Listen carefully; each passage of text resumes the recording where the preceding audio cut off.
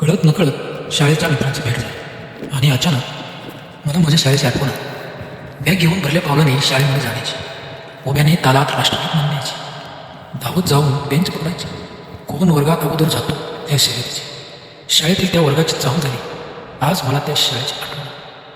बेंचवर बसल्या बसल्या टवळक्या करण्याची, सर येताच पुस्तक उघडून बसण्याचे, पुस्तक उघडताच सुगंधित सुवासाची नव्या कोऱ्या वहीवर नाव लिहायचे, त्यात लिहिलेल्या शब्दांची साथ मिळाली.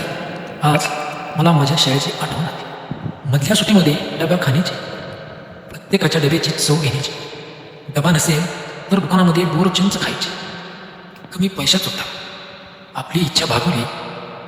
मला माझ्या शाळेची आठवण आली. शाळेच्या मैदानावर सुसाट एकमेकांच्या मागे पळण्याची, व्हॉलीबॉल फुटबॉल समजून मारायची, सायकलचा स्टंप बनवून क्रिकेट खेळायचे, चेंडू एकमेकांना मारून आवाधवी खेळायची. त्या दमलेल्या मनाला जणू पाजर सुटली. आज मला माझ्या शाळेची आठवण आली. मधली सुट्टी संपनाच थकलेल्या नजरेने सरांची वाट पाहायची.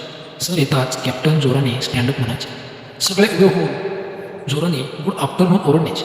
त्या नाजूकशा जीवाला ज्याची उत्साहाची भूल झाली.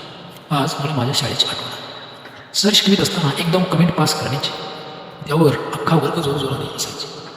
सरांनी प्रश्न विचारला की एकमेकांकडे बघायचे. ज्यांच्या शिकवण्याने आपल्याला आवाज साथ दिली, आज त्या शाळेची मला खूप आठवण आली.